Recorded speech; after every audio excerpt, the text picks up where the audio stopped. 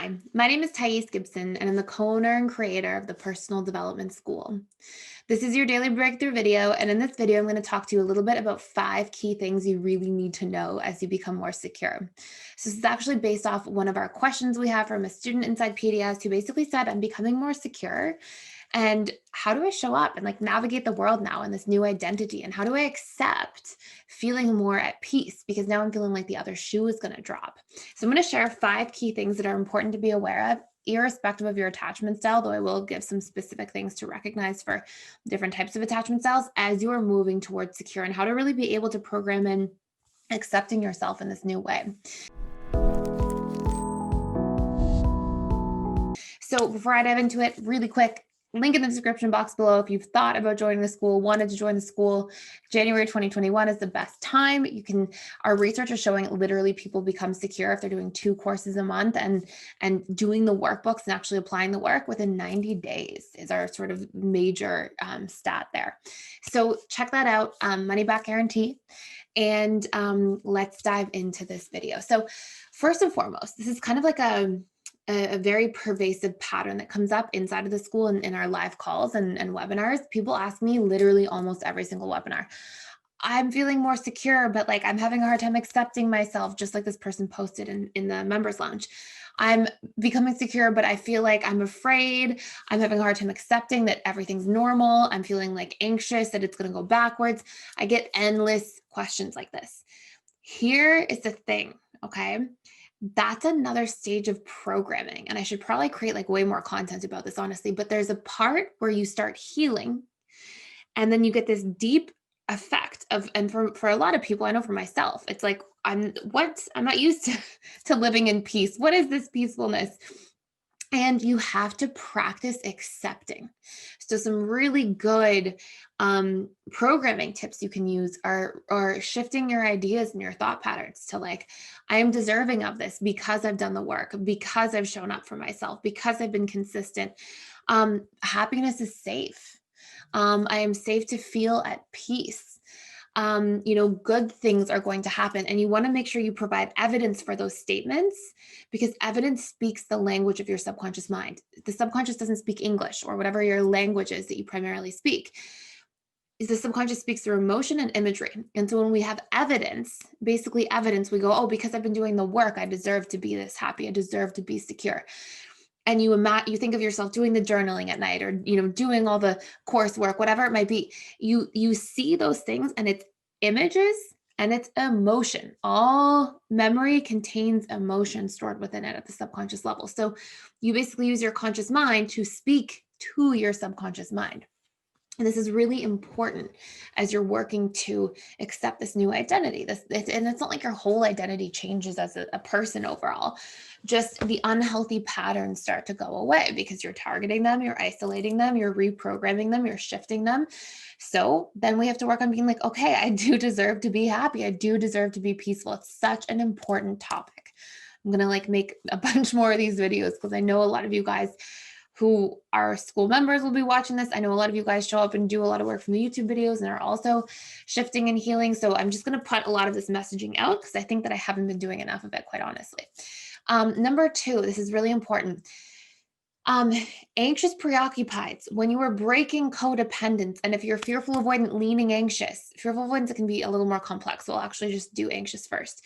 Anxious preoccupied. If you've been coming out of codependency, if you've been living a codependent, dynamic your entire life and all of your relationships, you are going to think that when you are becoming secure, that you're becoming dismissive avoidant. It's not. It's just the juxtaposition of you going from anxious and all the expectations that you believe for so long, all the patterns, the way that you think relationships should work, all the self-abandonment, to suddenly not doing that. The juxtaposition of codependency to interdependence will feel like you are becoming dismissive because you're actually sliding out of anxious and you're coming central. So if you imagine attachment styles to be on a continuum in a way, then it's like you're going from this part, yes, you are moving more dismissive, but it's really just breaking out of codependency. And it's not that you're moving into a space, and you have to see this. It's not that you're moving into a space where you're suddenly ignoring your feelings. No, you're doing the healing work. You're actually just wanting to carve out time to self-soothe, to listen to your feelings, to be vulnerable to yourself, to have proper conversations, to meet some of your own needs. All of these things are healthy. These are secure.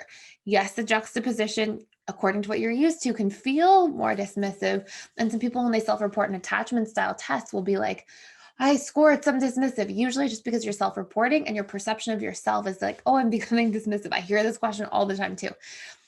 And by the same token, the dismissive avoidant, some dismissive avoidance will be like, I think I'm becoming anxious. It's so sweet. I see these all the time in the school. You're not becoming anxious. It's okay. You are just learning to be vulnerable. And part of interdependence means some relying and depending on other people. And there's inherent vulnerability in that. And that can be a little bit scary at first, especially when all of your negative associations connected to that for so long were not good. But you're facing those and you're working through those. And it's a beautiful thing. I've seen a lot of discussions in the Facebook group, questions on the webinars that we do, all kinds of stuff touching on that. And no, that's just you connecting to that side of yourself. It's a beautiful thing. And again, if you imagine like continuum, you're just moving more to this side. Now, here's the next thing that will happen. And this is point number 3. Our subconscious mind also has a homeostatic impulse. It values equilibrium and balance. And so what can take place is that when we see something is missing and we realize it for the first time. So like, let's say, for example, you didn't know you had an attachment style your whole life. Now you realize you do. It's natural for the subconscious mind to be like, oh my gosh, there's a void of like growth or of understanding. And then whatever we perceive to be missing, we really seek to fulfill. The brain is designed to balance stuff out, to achieve that sort of homeostasis. So a void of something, it wants to fill back up and return to 0 point, not -5, right? So what will happen as well is sometimes anxious will value more of their time alone in a way, and actually like prefer and choose their time alone over their time with other people and be like, oh no, what does this mean? Again, it's just like that balances out naturally. It's a really good sign in your healing journey. And same with dismissives. I had a question the other day from somebody saying, I just feel like I want to be around people all the time. And that's good. That means you're healing. That's like a really good thing. So don't stress about it or worry. Again, you might feel like you're kind of like over adjusting. Totally normal, totally natural. That will then come back in and balance itself out without you having to work on it. Because again, the mind will come back to that homeostasis because you're doing the right things that lead to like healthy communication, healthy self-expression, equilibrium, vulnerability enough, like all these different dynamics, all the tools you use will bring you into a really good center point over time. FAs can have this complicated version because they can have like both sides of that where they feel sometimes more dismissive and sometimes more vulnerable. But if you look more closely, what you'll see is actually you're just taking care of your own needs. You value your own time alone, to cherish your time alone, like to work on yourself, to heal, to reflect, to do journaling, to have habits that support you and nourish you, as opposed to like time alone to like self-soothe through self-destructive things like just binge watching television for 12, whatever, however many hours, 8 hours, however many hours you would go home from work and like actually watch TV for whatever's possible, right? So like sometimes it can be, if you look, the habits, like the things you use your time alone for are very different.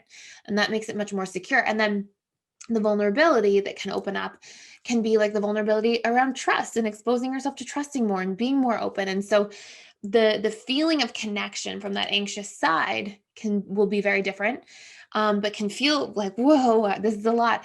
And then the feeling from the dismissive side can be like, whoa, I'm like really liking my time alone. But again, when you look, it's like time alone used very constructively instead of destructively, which unfortunately can sometimes be a natural sort of like space that fearful avoidance exists in. Here are the last 2 things I want you to know. Number 4, just because you're becoming way more secure doesn't mean you're never going to be triggered again. Nobody, like, we're humans. We're supposed to be here and grow and go through things. And it's not supposed to be like, oh, we got secure and like, welcome to the next 30 years of life where I'm never going to feel a negative emotion. No way. Our emotions are feedback. But here's what shifts. You get secure. You know how to deal with your emotions. You learn to have a healthy relationship to your own emotions. You know what they are communicating to you. You know, oh, this means I have an unmet need, or I'm telling myself a painful story. And you are able to regulate your emotions extremely effectively and much more quickly.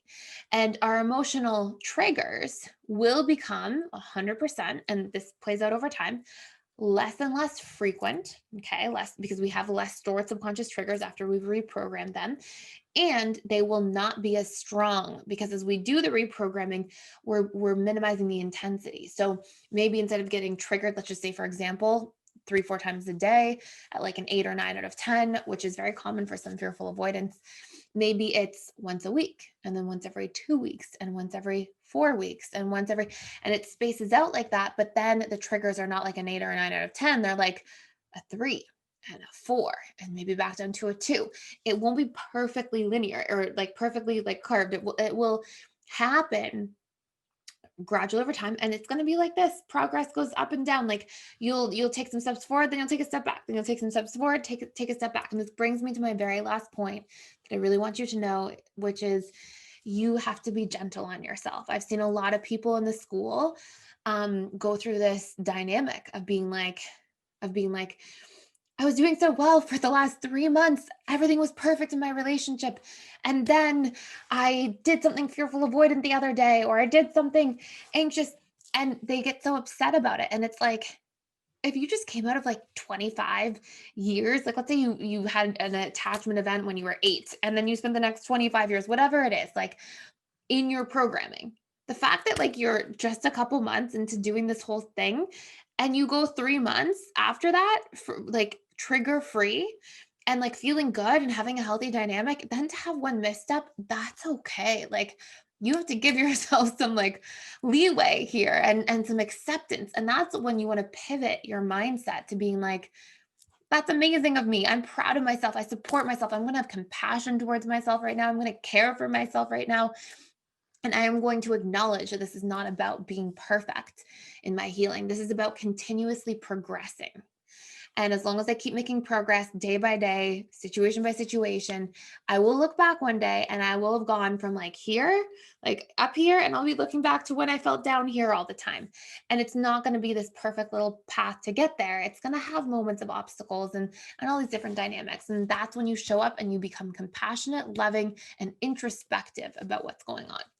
So that's it for this video. Thank you so much for watching. I hope this makes a lot of sense. Let me know if you want to see more about this. I feel like this is a very underserved discussion, like under discussed topic, if that makes any sense, because I get so many questions on this and I wish I addressed this sooner, but I'm going to be compassionate to myself and not regret any of that.